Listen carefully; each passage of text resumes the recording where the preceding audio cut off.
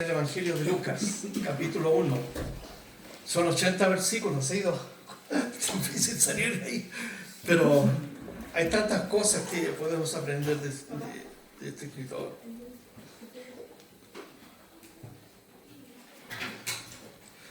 Bien, vamos a orar para pedirles sabiduría al Señor Padre.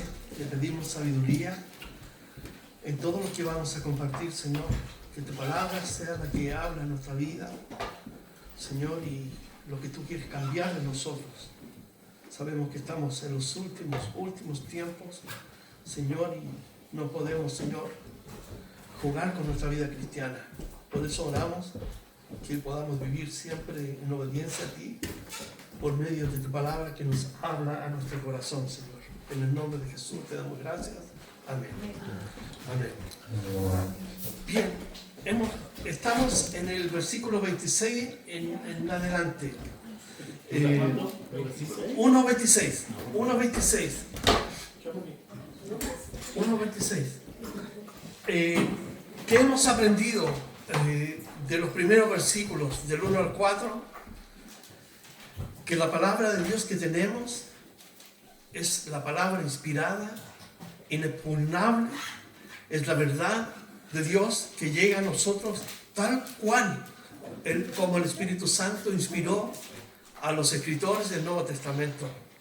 Recordemos, Lucas es un médico, es un cristiano de segunda generación. Él escribe Lucas entre el año 61, 62, más o menos, o 60, 61, y después a continuación escribe inmediatamente el libro de los Hechos.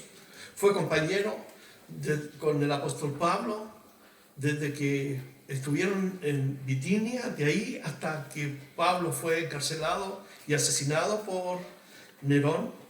Entonces, Lucas participó en la comisión dada a Pablo de ir por todo el mundo y predicar el Evangelio de una manera, pero increíble.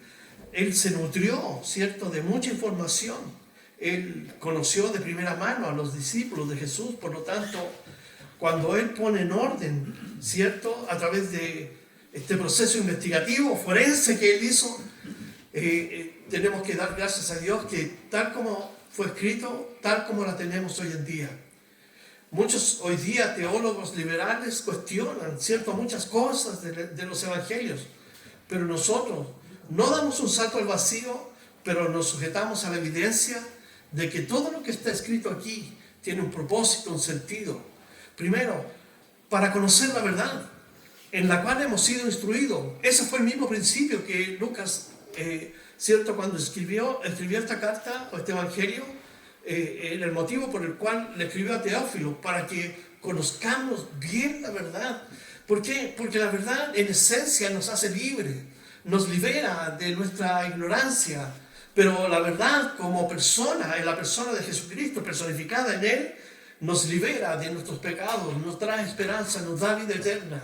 Y eso, ¿cierto?, es lo que se ha propuesto Lucas a través de este proceso. Y no crean que fue un mero acto intelectual. Lucas vivió experiencias extremas predicando el Evangelio. Fue un hombre de oración, un hombre de la palabra, un hombre que fue educado en todo el proceso, en todo lo que Jesucristo hizo, ¿cierto?, desde que comenzó su ministerio. Pero Lucas va hacia atrás y nos está refiriendo al momento en que, pasando al segundo punto, cuando le comunica a Zacarías, ¿cierto?, y a Elizabeth, que eran padres, hombres justos, hombres que vivían por la palabra, temerosos de Dios, que ellos iban a ser padres. Y con esto Dios irrumpe en un silencio de 400 años. El último profeta en escribir su libro fue Malaquías. Y de allí pasaron 400 años. Y luego de esto Dios entonces, ¿cierto?, en el tiempo perfecto, ahora entonces le dice a ellos que van a ser padres de una criatura.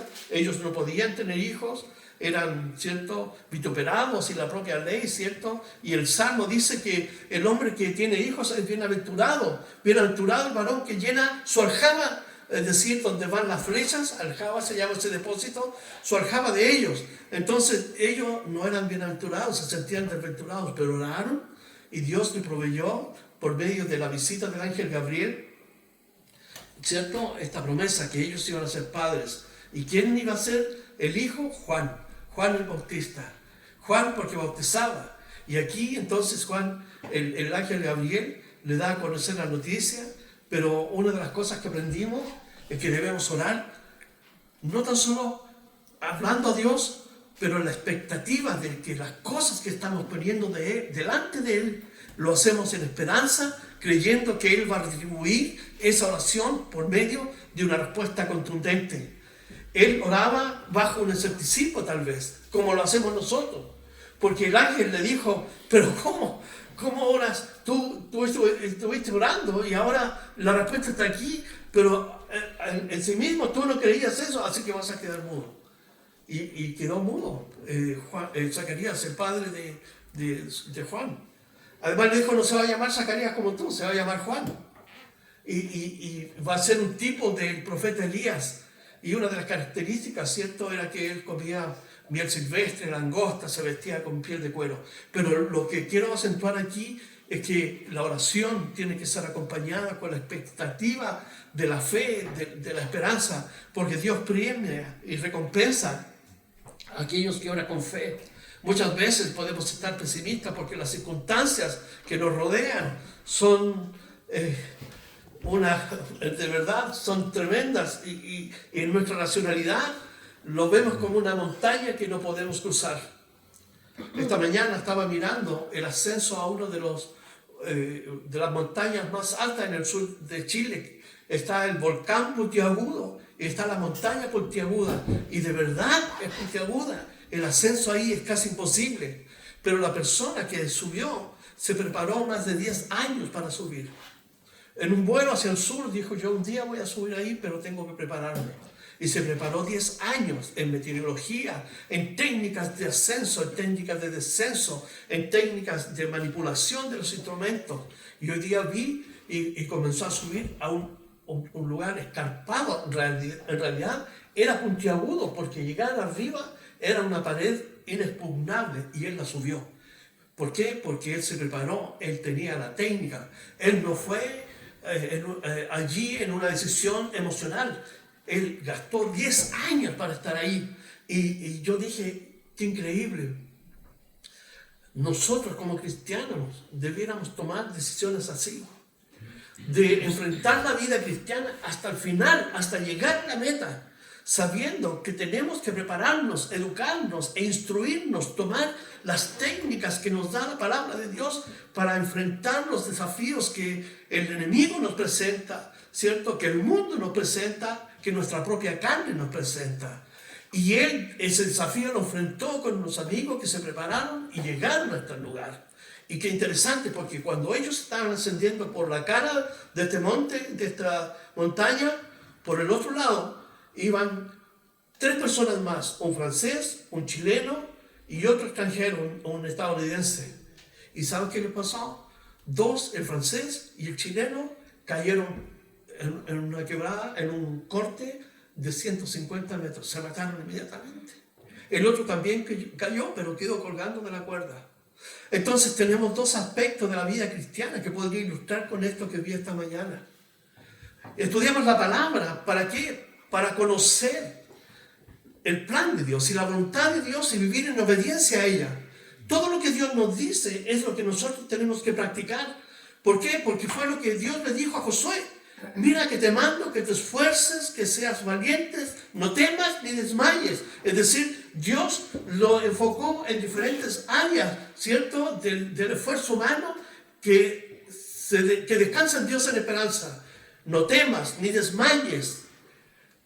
Y es interesante porque hay cosas que nos hacen a veces casi desmayar. Pero estos extranjeros murieron en el intento, no llegaron.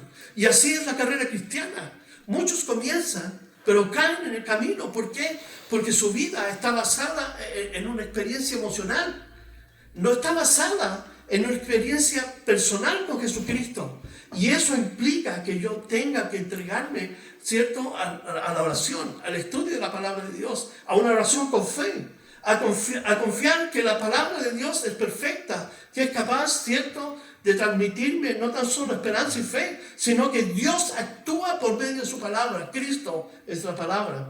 Entonces, Zacarías nos enseña esta lección de que debemos orar.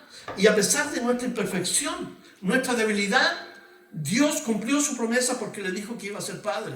Y muchas veces nosotros pensamos que tenemos que ser buenos, que tenemos que ser cristianos perfectos, ¿cierto? Tenemos que ser intachables, pero no perfectos, no somos perfectos. La perfección la alcanzaremos cuando lleguemos allá al reino de Dios. Y lo otro, Pablo dice, ahora vemos por espejo, como un reflejo, pero entonces veremos tal como fuimos conocidos, es decir, allá. Pero hay una perfección que se va a consumar cuando estemos en la eternidad con Jesucristo. Mientras tanto, tenemos que proponernos alcanzar la meta. Y eso significa tener las estacas, las cuerdas, los ganchos, ¿cierto? El conocimiento del entorno, la meteorología. Entonces, Pablo dice, porque no ignoramos las maquinaciones de Satanás, no ignoramos. Entonces, él tenía el conocimiento de la batalla que iba a enfrentar. De hecho, a los efesios le dice que no tenemos lucha contra carne y sangre. También tenía problemas con los de dentro y con los de afuera. Entonces, cada aspecto de las batallas que libró el apóstol Pablo, que libró Lucas también, Timoteo y los hombres de fe de la galería de Hebreos 11, lo hicieron conociendo el terreno donde tenían que caminar. Entonces esto nos da una pista a nosotros y un mensaje que nosotros no podemos dar ciertos pasos al aire o como golpeando al aire, como dice la propia Escritura. Nosotros caminamos en certeza y en seguridad, y esa convicción nos la da el Espíritu Santo que mora en nosotros, ¿cierto? Y que ilumina la palabra de Dios en nuestros corazones. Luego de eso, entonces, vamos a entrar ahora al versículo 26, ¿cierto? Otro aspecto, ¿cierto? Del mensaje que Lucas está entregando aquí a Teófilo, pero en realidad Lucas está escribiendo a todo el mundo. A todo el mundo. ¿Por qué? Porque él quiere que todos sepan, conforme a Lucas 19:10, que el Hijo del Hombre vino a buscar y a salvar lo que se había perdido. Entonces leemos del versículo 26 a 35. Al sexto mes, el ángel Gabriel fue enviado por Dios a una ciudad de Galilea llamada Nazaret. ¿Al sexto mes de qué es? ¿De qué? Del embarazo de Elizabeth. Elizabeth ya estaba en el sexto mes. Entonces, cuando Elizabeth había concebido, pasaron 6 meses. Entonces, el ángel, ¿cierto?, fue enviado por Dios a una ciudad de Galilea llamada Nazaret, a una virgen desposada con un varón que se llamaba José, de la casa de David, y el nombre de la virgen era María. Miriam es el nombre original. Y entrando el ángel en donde ella estaba, dijo: salve, muy favorecida, el Señor es contigo, y con tu espíritu respondan. El Señor es contigo, bendita, bendecida, ¿cierto? Tú entre las mujeres. Mas ella, cuando le vio, se turbó por sus palabras y pensaba: ¿qué saludo es este? Entonces el ángel le dijo: María, no temas, porque has hallado, ¿qué? Gracia delante de Dios, y ahora concebirás en tu vientre y darás a luz un hijo, y llamarás su nombre Jesús. Este será grande y será llamado Hijo del Altísimo, y el Señor Dios le dará el trono de David, su padre, y reinará sobre la casa de Jacob para siempre, y su reino no tendrá fin. Entonces María dijo al ángel: ¿cómo será esto? Pues no conozco varón. Respondiendo el ángel, le dijo: el Espíritu Santo vendrá sobre ti, y el poder del Altísimo te cubrirá con su sombra, por lo cual también el santo ser que nacerá será llamado Hijo de Dios. Qué interesante este relato que nos hace por medio de una investigación acuciosa. Nos llega a nosotros. Recuerden que Lucas tiene como fuente donde se nutre Marcos. Está la fuente Q, ¿cierto? Que son los dichos de Jesús que circulaban oralmente. Se llama la fuente Q porque viene de la palabra alemana Quelle, que significa fuente, precisamente. Entonces recuerden que estaban los 70, estaban los discípulos, estaban las mujeres, estaban todos los que estaban involucrados alrededor de Jesús, insumaron, ¿cierto?, tal vez a Lucas y por medio de la inspiración le escribió. ¿Y qué está escribiendo? Ya anunció el nacimiento del precursor, Juan Bautista. Juan Bautista, ¿qué significa? Dios es misericordioso. Y ahora, entonces, al 6º mes que Elizabeth está guardada en su casa, recuerden que ella se fue a su casa y no salió de allí. ¿Por qué? Porque dijo, ha sido bendecida por Dios y tal vez se consideraba indigna, pero Dios quitó la afrenta, ¿cierto?, que estaba sobre la vida de ella, de su esposo, y estaba allí entonces. ¿Y dónde estaba ella? En Nazaret. Fue enviado por Dios a la ciudad de Galilea, llamada Nazaret. Galilea era una ciudad sin fama. Recordemos que nosotros tenemos que situarnos en el primer siglo. Estamos en Galilea, una ciudad, ¿cierto?, marítima, el mar de Galilea o el lago de Genesaret, y está en la parte agrícola, ¿cierto? Esa es la vida de la gente. Están los que trabajan la madera, en fin, están los comerciantes, pero era una ciudad que no tenía fama. Era una ciudad que estaba, ¿cierto?, al norte de Jerusalén, y más encima en un poblado llamado Nazaret. Fíjense que cuando tratamos de investigar cuál era la concepción de Galilea o de Nazaret, en el Evangelio de Juan, el capítulo 1, el versículo 46, cuando Felipe le presenta a Natanael, le dijo, Natanael le dijo, hemos hallado al Mesías. Y viene, le dijo, de Nazaret. ¿Y saben lo que le dijo Felipe? ¿De Nazaret? ¿Puede salir algo bueno? ¿De Nazaret? Es como si uno pudiera hablar con alguien. Fíjense, Galilea, siendo una ciudad pobre, es como, fíjense, cuando yo trabajaba en el Banco Santander, ¿sabe qué nos decían cuando llegamos? Todos son sujetos de crédito, menos los que viven arriba de Montedónico. Pues yo no decía, Montedónico puede salir algo, pero ese era el prejuicio. Así existía un prejuicio en el primer siglo contra Nazaret. ¿De Nazaret que puede salir ahí?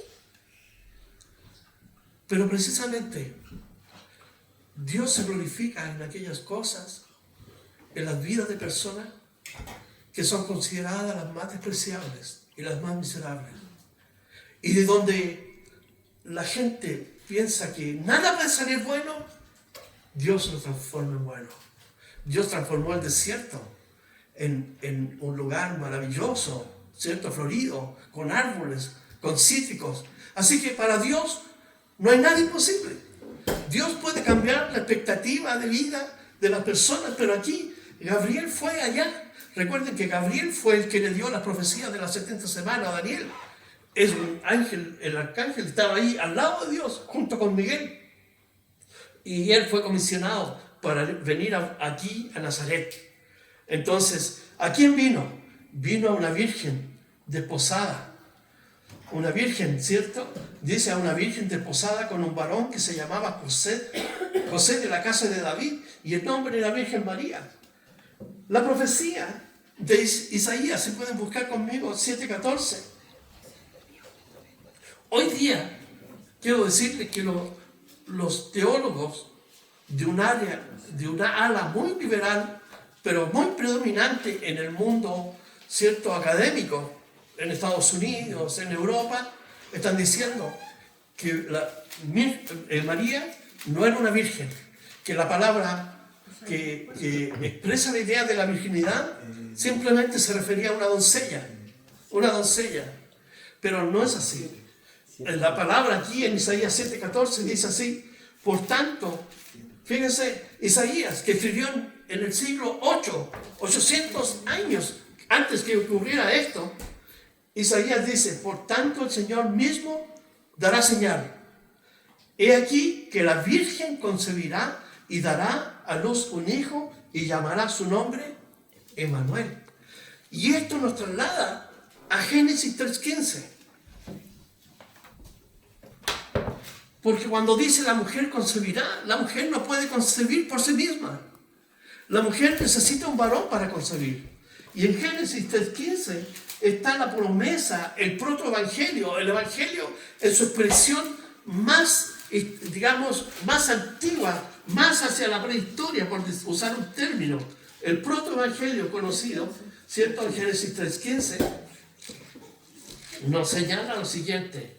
Génesis 3:15, ya habían fracasado Adán y Eva, habían caído, ¿cierto? Habían desobedecido a Dios. Dios pronuncia la sentencia contra el hombre, contra la mujer, contra la serpiente. Y en el versículo 15 le dice así: y pondré enemistad, ¿cierto?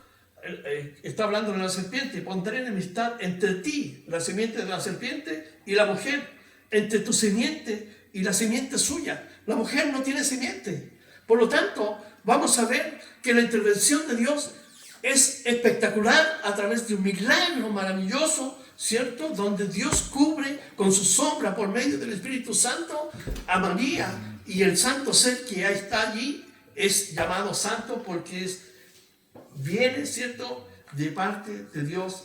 Entonces, volviendo aquí al versículo 26, dice, al 27, era una virgen desposada con un varón que se llamaba José.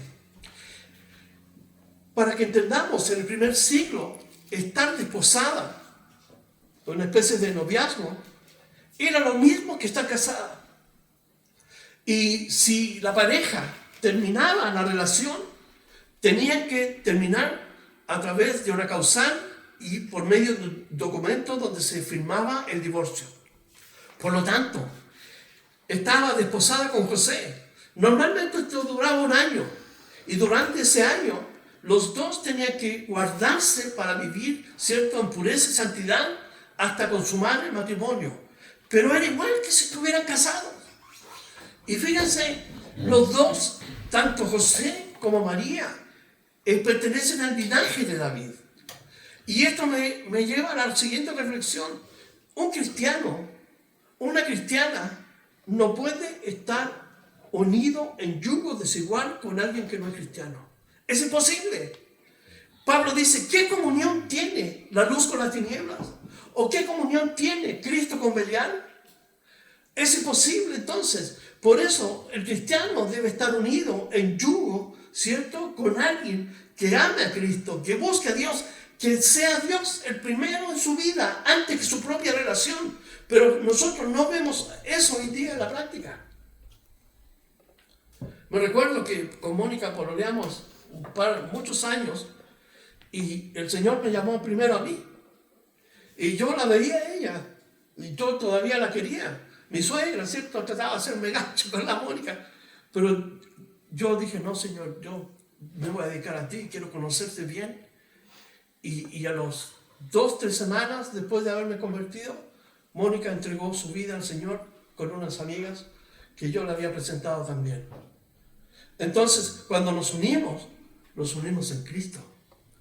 Yo no dije, voy a traerla a mi vida y yo la voy a convertir.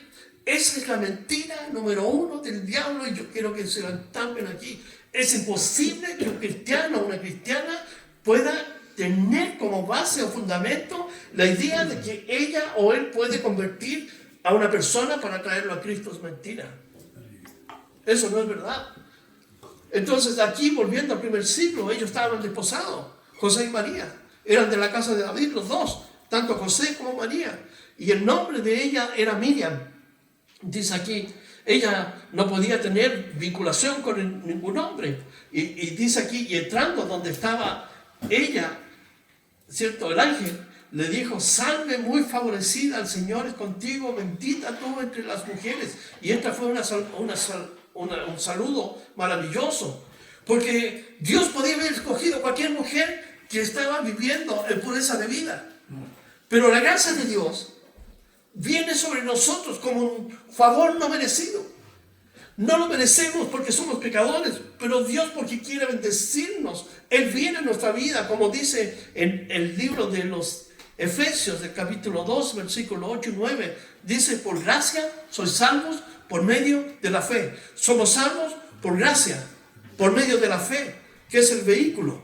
Pero la gracia es el motor que impulsa nuestra fe para creer en Jesucristo. Y como es un favor que no merecemos, entonces tú y yo no tenemos parte en este proceso. tomamos decisiones, pero la gracia cuando viene sobre nuestra vida, viene de parte de Dios, como a esta mujer. Le dijo, salve muy favorecida, el Señor es contigo. Dios quiso que fueras tú eres bendecida. Entre todas las mujeres, podría haber sido Elizabeth, pero fue María. Mas ella cuando la vio, dice, se turbó por sus palabras y pensaba, ¿qué salvación, qué salutación había sido ella? Y aquí le dice, entonces el ángel le dijo, María, no temas. ¿Por qué? Porque has hallado gracia delante de Dios. Gracia. Enoc halló gracia delante de Dios y caminó con Dios y Dios se lo llevó para no ver muerte.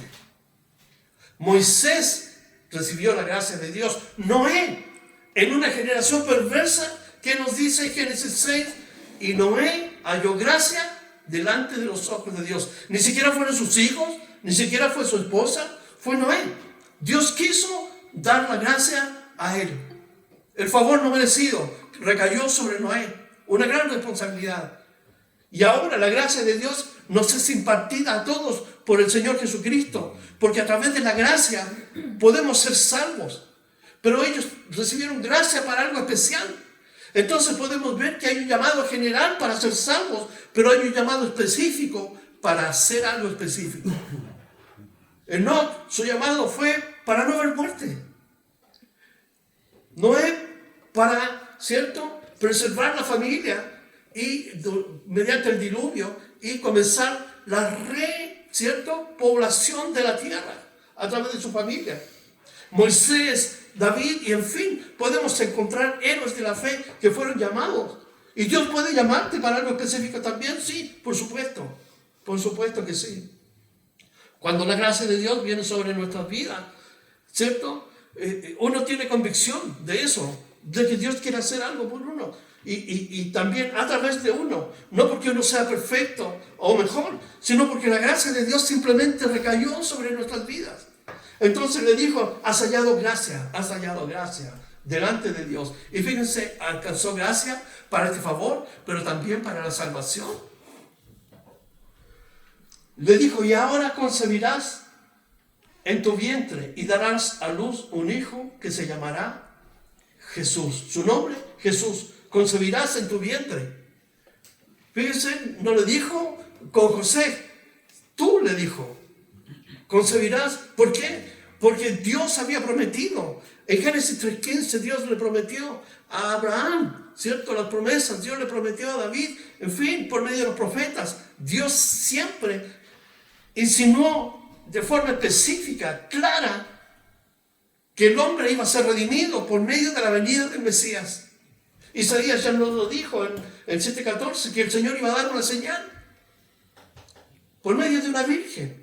Y ella encontró gracia. Y ahora iba a concebir en su vientre. Y darás a luz un hijo y llamarás su nombre Josué, que es el nombre en original, que significa Jehová es salvación. Y fíjense, en Mateo 1:21, en Mateo 21, si lo pueden buscar,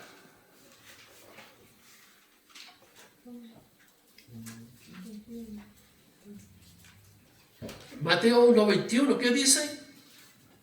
Salvará al pueblo de sus pecados, ¿cierto? Llamará su nombre Jesús, Mateo 1:21, y dice, salvará al pueblo o a su pueblo de sus pecados. Entonces, ¿qué está describiendo Mateo? La misión del Mesías, la misión. ¿Cuál es su misión?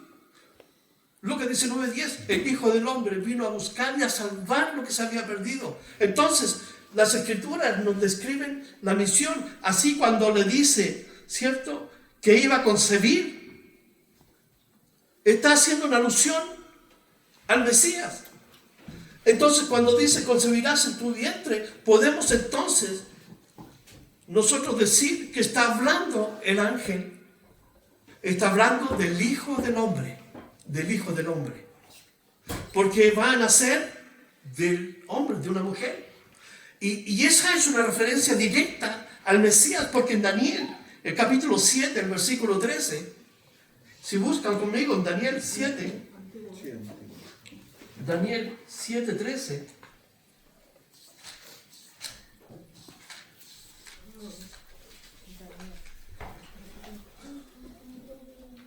Daniel capítulo 7, versículo 13.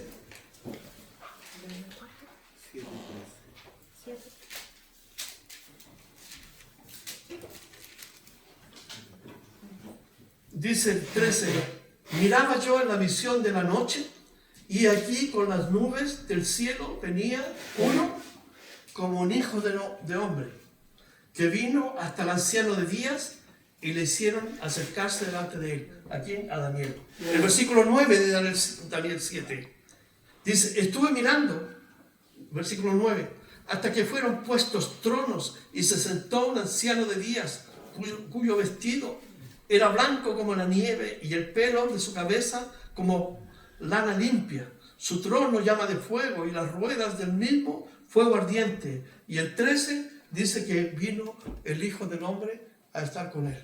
Entonces, en la concepción judía, y esto es importante saber, la concepción judía del primer siglo y la esperanza después de salir del exilio de Babilonia, ¿dónde estaba?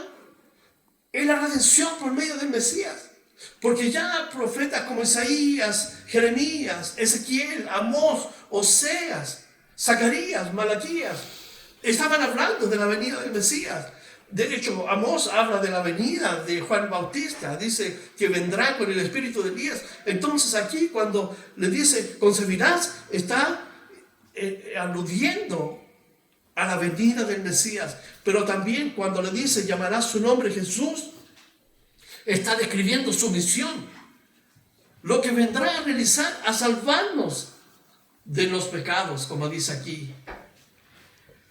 Además, dice en el versículo 32, este será grande y será llamado Hijo del Altísimo.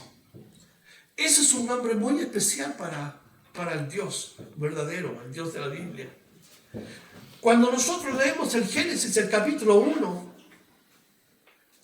dice en el principio Dios creó los cielos y la tierra, y la referencia al nombre de Dios ahí es Elohim. Que nosotros, ¿cierto?, creemos y afirmamos que está referido a la Trinidad.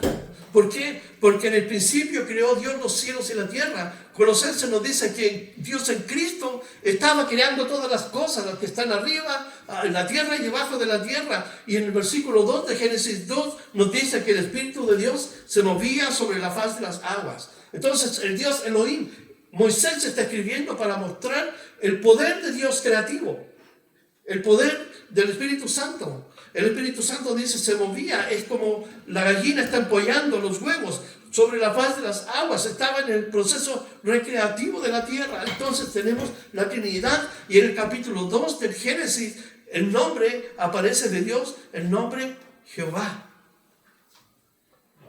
Y Moisés nos está mostrando ahora que este Dios todopoderoso ahora es cercano, porque con sus manos crea al hombre. Dios lo hace de la tierra, sopla espíritu de vida. Y Dios está con ellos. Entonces, ¿cómo Moisés pudo haber escrito? Claro, porque Moisés lo escribió después y recibió por revelación todo eso. Y Moisés tuvo la revelación del nombre de Dios en Éxodo 3:14, cuando Dios le dice, yo soy el que soy. Cuando Moisés le preguntó, ¿y quién eres tú? Para que le diga a ellos que tú lo vas a rescatar. Y Dios le dijo, yo soy el que soy. Entonces, y ahora en esta revelación le dijo, se llamará su nombre Jesús,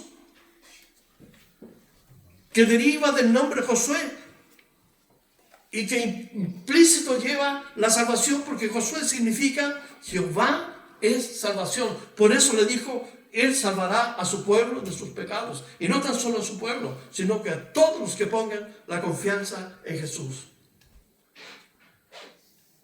¡Qué maravilla! Entonces, será llamado Hijo del Altísimo, del Dios omnipotente. Dios se reveló a Abraham no como Jehová. Dios se reveló como El Shaddai. Le dijo, yo soy el Dios todopoderoso. Camina y sé perfecto delante de mí. Y ahora Dios se revela, como vamos a ver, en la persona de Jesús. Entonces tenemos una alusión al Mesías, porque es Hijo del Hombre. Tenemos al motivo o a la misión que Jesús va a cumplir que salvar a su pueblo de su pecado, conforme nos enseña Mateo 1:21. Llamará su nombre Jesús. Este será grande y será llamado Hijo del Altísimo. Y el Señor Dios le dará el trono de David su padre. Y reinará en la casa de Jacob por siempre. Fíjense. El trono de David. Si miramos en el versículo 31 y 32, dice así: ahora concebirás en tu vientre y darás a luz un hijo y llamarás su nombre Jesús. El 32, este será grande, será llamado Hijo del Altísimo, y el Señor le dará el trono de David su padre. Y el 33, y reinará en la casa de Jacob para siempre, y su reino no tendrá fin. ¿Qué tenemos aquí? La primera venida de Cristo en forma de hombre, y la segunda venida de Cristo para reinar en Jerusalén, ¿cierto? En el trono de David. Primera venida en forma de hombre, segunda, ¿cierto? Como el Rey Todopoderoso, a conquistar y a gobernar la tierra. Apocalipsis 19. Dice que Juan vio el cielo abierto, vio un jinete cabalgando y en su muslo tenía escrito un nombre, el Verbo de Dios, el verdadero. Y lo seguían millares y él llegó a conquistar, destruye, ¿cierto?, al anticristo, todo eso que va a ser materia que vamos a estudiar más adelante. Pero en estos dos versículos tenemos la primera venida de Jesucristo y la segunda venida de Jesucristo. Además, es descendiente directo de David, por lo tanto le corresponde el trono. Si buscamos en Romanos 1:13, segunda de Samuel 7:12. Segunda de Samuel 7:12.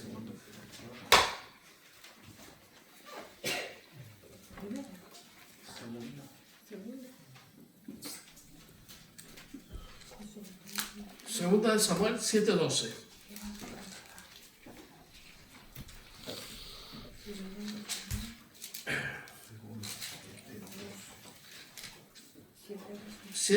Dice así: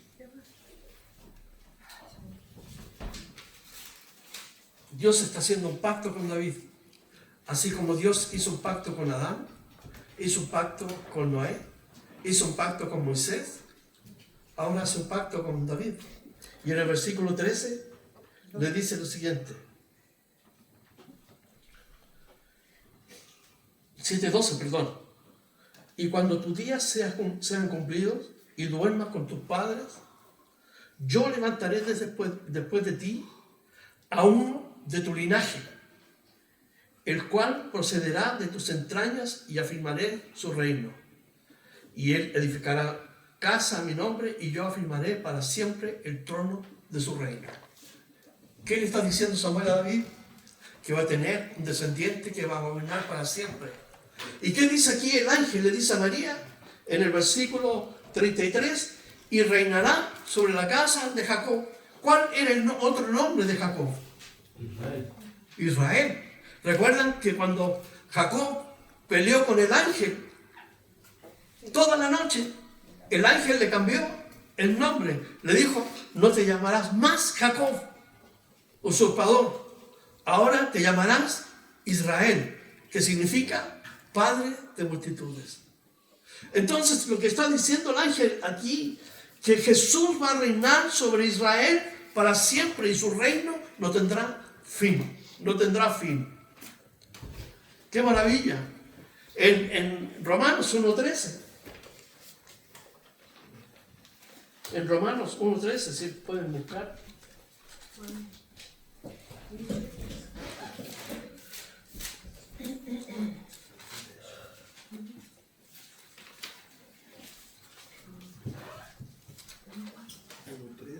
Romanos 1:13. 13. Dice así: pero 13 o 13. 1:3. 1:3, perdón, sí. Voy a leer del 1. Pablo, siervo de Jesucristo, llamado a ser apóstol, apartado para el evangelio de Dios, que él había prometido antes por sus profetas en las Santas Escrituras, acerca de su Hijo. Fíjense, acerca de su Hijo, nuestro Señor Jesucristo, que era del linaje de David según la carne, que fue declarado Hijo de Dios con poder según el Espíritu de Santidad por la resurrección de entre los muertos y por quien recibimos la gracia. ¿Cuándo Dios declaró que era su Hijo? ¿Cuándo fue a bautizarse? ¿Qué dijo cuando se abrió el cielo la voz? Este es mi Hijo amado. ¿Y cuándo más Dios le declaró que era su Hijo? Cuando se transfiguró delante de sus discípulos, ¿cierto? Pedro, Jacobo y Juan. ¿Y qué dijo? Este es mi Hijo amado, a él oíd. Entonces fue declarado Hijo con poder de Dios. Entonces Dios estaba profetizado que Jesucristo vendría, el Hijo del Hombre, el Mesías, vendría a ocupar el trono de la casa de David. Pero ¿qué hizo Israel? A lo suyo vino y lo suyo no le recibieron. ¿Por qué? Porque amaron más las tinieblas que la luz, nos dice el Evangelio de Juan.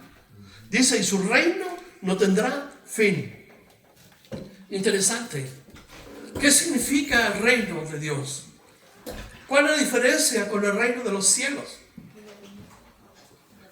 El reino de los cielos y el reino de Dios son sinónimos.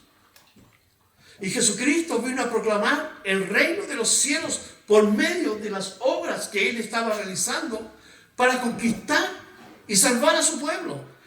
Si buscamos en Marcos, el capítulo 4, 17, Marcos 4, 17,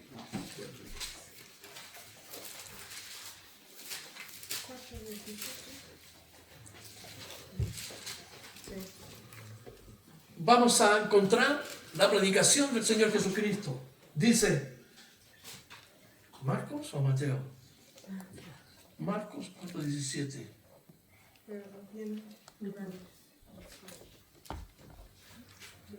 No, háblate más del versículo.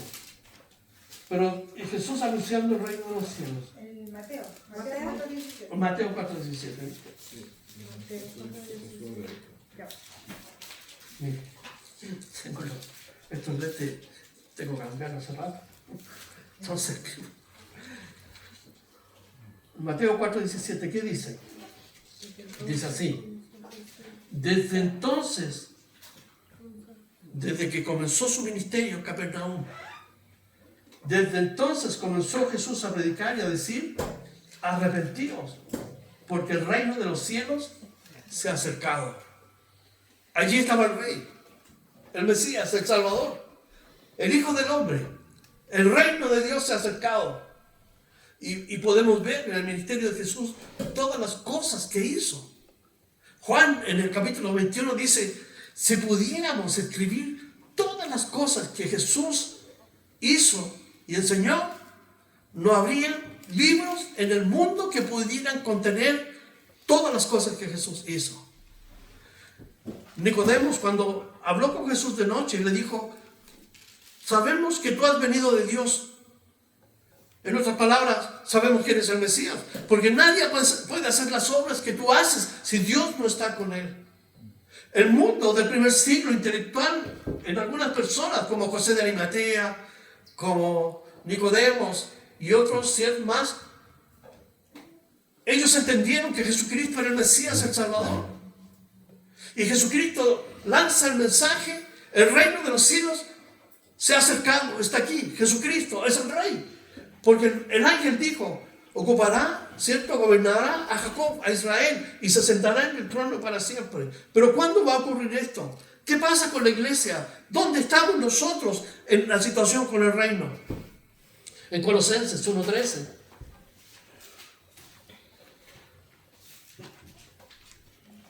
Recuérdense que está A, E, I, O. A, Gálatas, E, Efesios, I, Filipenses o Colosenses. Por lo tanto, está después de la I, Colosenses 1:13. Colosenses 1:13 dice lo siguiente: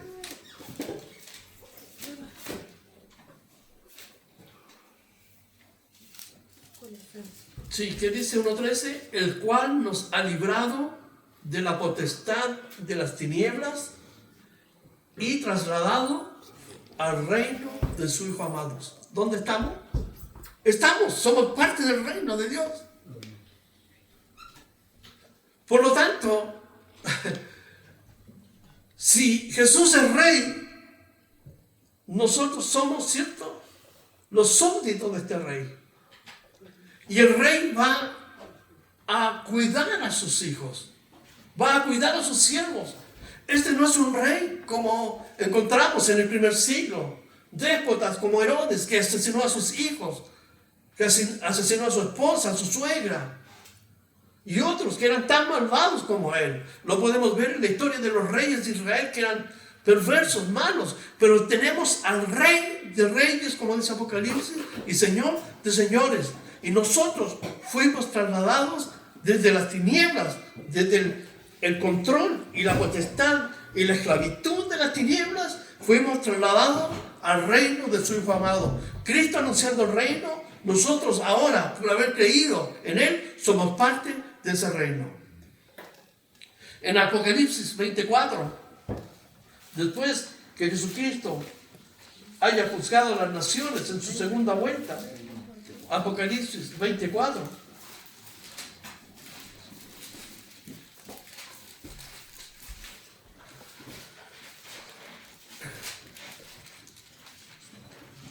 Apocalipsis 24 dice así: y vi tronos, y se sentaron sobre ellos los que recibieron facultad de juzgar, y vi las almas de los decapitados por causa del testimonio de Jesús y por la palabra de Dios, los que no habían adorado a la bestia ni a su imagen, y que no recibieron la marca en sus frentes ni en sus manos, y vivieron y reinaron con Cristo 1000 años. Cuando Cristo venga, va a buscar a las naciones y va a establecer su gobierno por 1000 años. Y literalmente se va a cumplir la profecía que Samuel le dijo a David: va a haber un trono, en tu trono va a haber un descendiente. Cristo se va a sentar allí y va a gobernar con la iglesia y con todos aquellos que hemos sido redimidos por la sangre de Cristo en la cruz del Calvario. Pero algo va a pasar cuando concluye esto. La historia no termina allí con el reino. En 1 Corintios 15, 1 Corintios 15, versículos 24 y 25.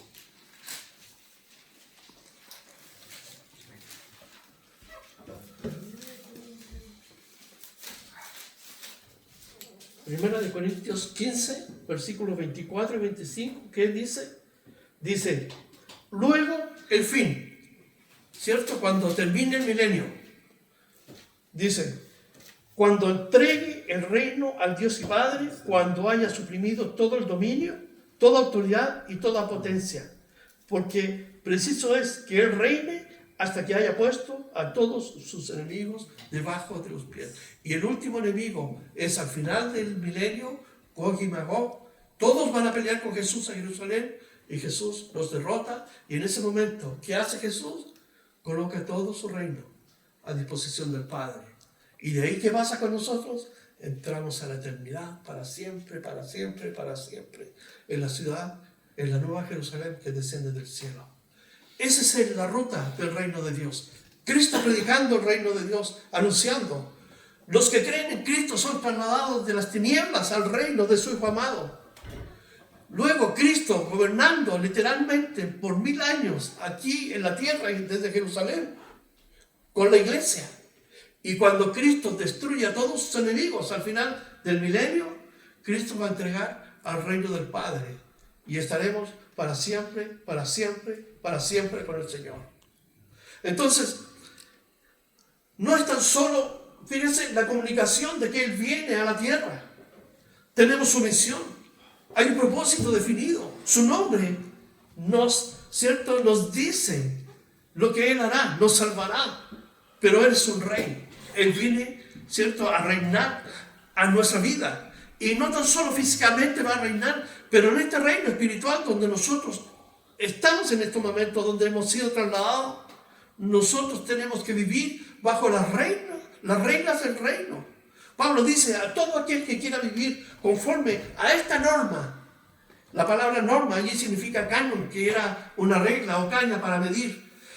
Todos los que quieran vivir conforme a esta norma que mide nuestra vida, nos da la orientación, como los que van subiendo la montaña, todos pase sobre ellos. Nosotros entonces somos llamados a vivir en este tiempo que las cosas están cambiando, pero abruptamente, de un día para otro, ¿cierto? Están pasando tan rápida, nosotros tenemos que vivir bajo las prerrogativas del reino de Dios, donde se funden, ¿cierto?, los principios espirituales, morales de Dios.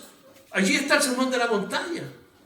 Bienaventurados los de limpio corazón en este reino, en la vida que nosotros vivimos, consagrada a Dios, bajo el reinado de Cristo. La pureza de corazón es esencial. ¿Por qué? Porque solamente así podremos ver a Dios.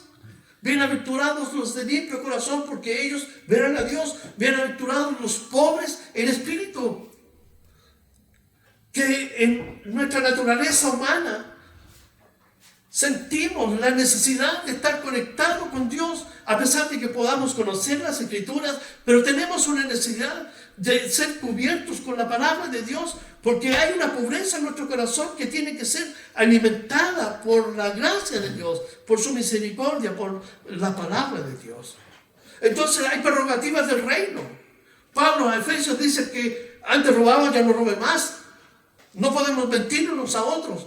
Entonces el reino de Dios nos traslada de algo físico del Antiguo Testamento a algo espiritual del Nuevo Testamento, donde hay normas, hay principios que tenemos que nosotros consagrar a nuestra vida y vivir por ellos. Y fíjense, la prerrogativa es sí o sí, porque yo no puedo escalar la montaña desprovisto de las herramientas. Yo no puedo en un acto emocional decir, sí, soy cristiano y me voy a la montaña. No, Jesucristo dijo que el hombre sabio, la mujer sabia, es aquel que, pensando construir una casa, se sienta, toma un lápiz, toma un papel y planifica. Y toma decisiones sabias. ¿Por qué? Porque han planificado. Y esta planificación no significa que uno cierra la puerta a Dios. Al contrario, uno está más susceptible, porque uno tiene que entregar todos los planes y metas de su vida a Dios. Y en esta prerrogativa del reino, nosotros nos hallamos en este momento. ¿Y cuáles son las prerrogativas? Jesucristo dijo, cuando estas cosas están sucediendo, dice, velad y orad. Nuestra salida de la tierra puede ser en cualquier momento. Ahora puede ser, en un momento, a la tarde puede ser. Porque ¿qué estamos esperando? La vuelta, el regreso de Jesucristo por su iglesia. Y las cosas ya están cumplidas. No hay nada más que se cumpla, excepto Gog y Magog, que ya está todo potencialmente listo para atacar Israel. Rusia, Irán, Turquía, Corea del Norte se metió. Y la iglesia tiene que estar vigilante, atenta. Entonces, Pablo nos dice que debemos buscar las cosas de arriba, donde está sentado Cristo. No poner los ojos o la mira en las cosas de la tierra. Estas son partes de la prerrogativa de este reino. Porque si bien Jesucristo hoy día gobierna espiritualmente por medio de su Espíritu, nos ha dado el manual de vida para que, guiados por Él, podamos tener victoria en nuestra vida. Fíjense, victoria. Porque sin Cristo, sin la palabra, sin oración, sin comunión o comunión con cristianos, estamos desvalidos, estamos expuestos a que Satanás tome nuestra vida y nos destroce. Tenemos que vivir bajo estos principios. Las Escrituras nos animan, nos exhortan a que caminemos con Cristo cada día. ¿Por qué? Porque Cristo es nuestro Rey. Decimos, tú eres mi Señor, cantamos, tú eres mi Rey, pero estamos viviendo bajo su prerrogativa. Recordemos que Jesucristo le dijo a unos siervos, ¿cierto?, que administraran ciertos bienes, pero uno de ellos dijo, conozco que tú eres muy serio, eres un hombre, pero extremadamente riguroso, por lo tanto, lo que tú me diste, yo simplemente no hice nada, lo guardé y lo enterré. Y Dios le dijo, siervo imprudente, mal has hecho. ¿Por qué no lo pusiste al banco? Y esto no tan solo habla de administrar las cosas que Dios nos da, nos habla de saber administrar nuestra propia vida delante de Dios, caminar en Dios, cuando vamos a nuestro trabajo, cuando estamos con nuestra familia, cuando venimos a la iglesia, cuando estamos solos. En todas estas áreas debe haber un hilo que atraviesa todas, ¿cierto?, estas variables que le he mencionado. Y es una palabra: obediencia, obediencia a Dios. Dios le dijo a Josué: mira que te mando que seas valiente, no temas ni desmayes. Pero antes le dijo: nunca, nunca, nunca se apartará de ti este libro de tu boca, sino que meditarás en él 3 veces por semana, 4 veces por semana, 1 vez por semana, meditarás en él de día y de noche. Entonces, recién, no antes, no podemos poner nuestras prerrogativas, nuestros ideales delante de Dios. Nuestras prerrogativas, nuestros ideales tienen que estar en la cruz, con Dios, en su trono. Entonces harás prosperar tu camino y todo te saldrá bien. Mira que te mando que te esfuerces, seas valiente, no temas ni desmayes. Esforzarse requiere coraje, ir a la montaña, subir. Requiere esfuerzo, una práctica física. Esfuerzo, ¿por qué? Porque no tan solo hay que subir, hay un desgaste físico, emocional, mental, pero también hay una preparación que conlleva ese desgaste.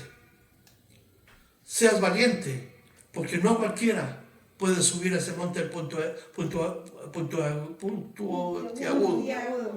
Búsquenlo, vean la montaña esa. Tú dices: wow, ¿quién puede subir aquí? Este grupo de personas lo hicieron. Entonces, nosotros tenemos que esforzarnos, ser valientes y no temer. No temer, ¿por qué? Porque el enemigo quiere amedrentarnos. El enemigo quiere decirte que tú no sirves para nada, ¿cierto? Que eres una persona muy limitada, que a pesar de todos tus fracasos, Dios no te va a escuchar. Y el enemigo está en tu oreja ahí diciéndote cosas, pero uno no tiene por qué escuchar al enemigo. Uno tiene que escuchar la palabra de Dios. Porque la palabra de Dios nos capacita, nos orienta para vivir una vida agradable a Dios. Entonces le dijo: le daré el trono de David su padre. Si volvemos aquí para terminar el versículo, nos pasamos. Pero rápidamente voy a terminar. En Lucas, por favor. Dice: será llamado Hijo del Altísimo, y el Señor le dará el trono de David, y reinará en la casa de Jacob o en Israel para siempre, y su reino no tendrá fin. Entonces María dijo al ángel: ¿cómo será esto? Pues no conozco varón. Respondiendo el ángel le dijo: el Espíritu Santo vendrá sobre ti, y el poder del Altísimo te cubrirá con su sombra, por lo cual el santo ser que nacerá será llamado Hijo de Dios. Qué interesante, porque me gustaría hablar un poco sobre la naturaleza de Jesús, pero quiero referirme de modo general a este versículo 35. Cuando le dice que será santo, es porque Jesús es sin pecado. Santo porque es apartado. Y fíjense que es el Hijo del Hombre. Es conocido así y así va a ser llamado. Pero es Dios. En Filipenses 2 dice que Dios se despojó a sí mismo y se hizo, tomando la forma de siervo, se hizo hombre. Entonces, Jesucristo tiene una sola naturaleza. Es Dios con dos naturalezas. Hombre, 100% hombre y 100% Dios. Y estando aquí, no son los privilegios divinos, sino que vivió bajo la naturaleza humana limitada, porque tenía que identificarse con el hombre en su maldad, no siendo él pecador, siendo sin pecado, porque las Escrituras nos dicen en 2 Corintios 5:21, al que no conoció pecado, lo hizo pecado por nosotros, vivió en pureza de vida. Pero quería referirme Cuando le dice, el Espíritu Santo te cubrirá. Cuando leemos en Éxodo, por ejemplo, cuando la columna de fuego y de nube cubría el tabernáculo, es la misma palabra que usa aquí el ángel. O cuando la nube, la Shekinah, cubría el templo, donde se manifestaba la gloria de Dios.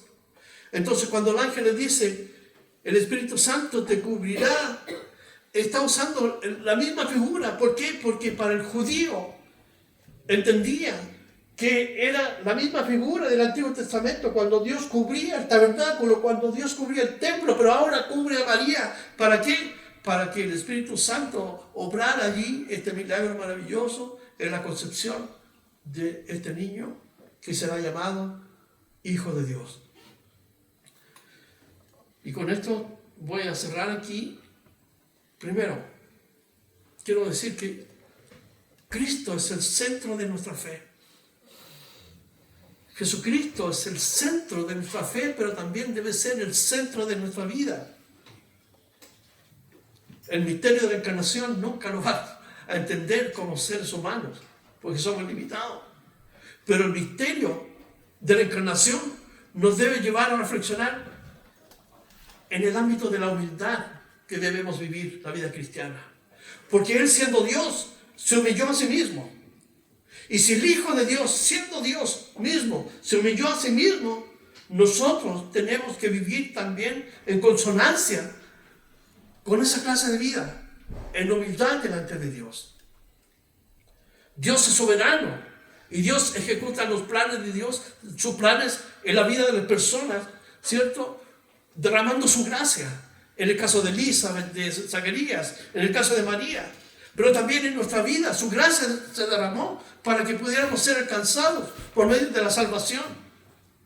Y tenemos una ayuda, el Consolador, el poder del Espíritu Santo. Así como cubrió a María, el Espíritu Santo ahora, de acuerdo a Juan 14, Juan 16, el Espíritu Santo está en nosotros, está con nosotros y también sobre nosotros cuando el Espíritu Santo viene y llena nuestra copa.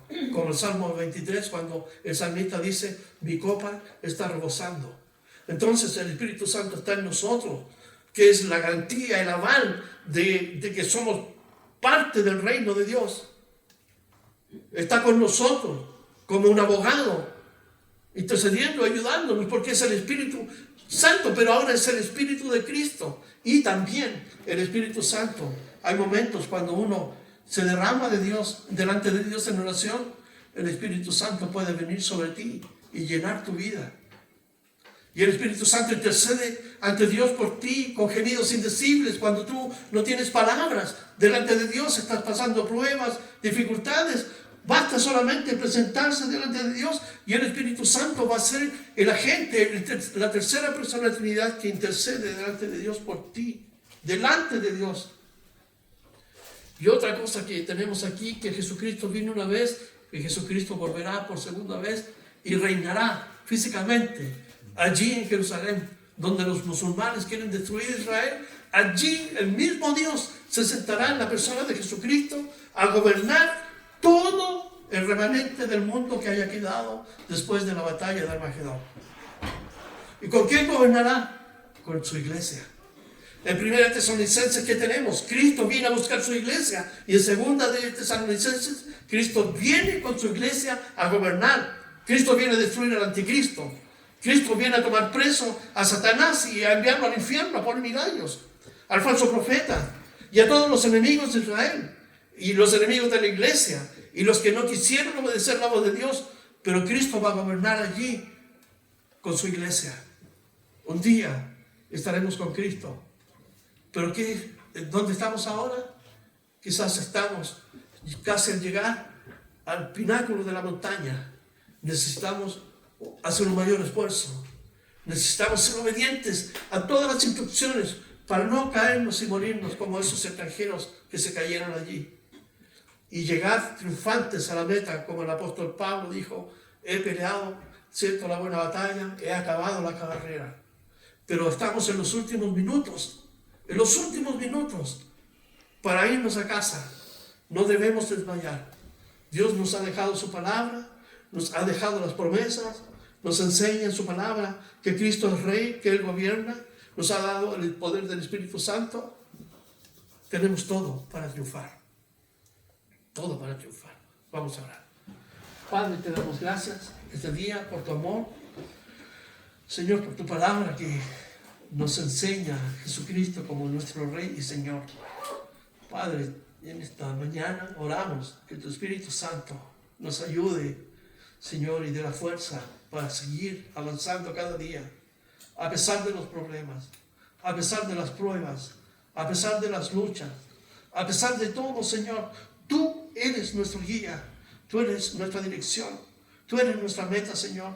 Y tú sabes todas las cosas que nos suceden. Por lo tanto, nada puede sorprenderte a ti y a tu soberanía, porque tú tienes control de todas las cosas, Señor, que nos suceden.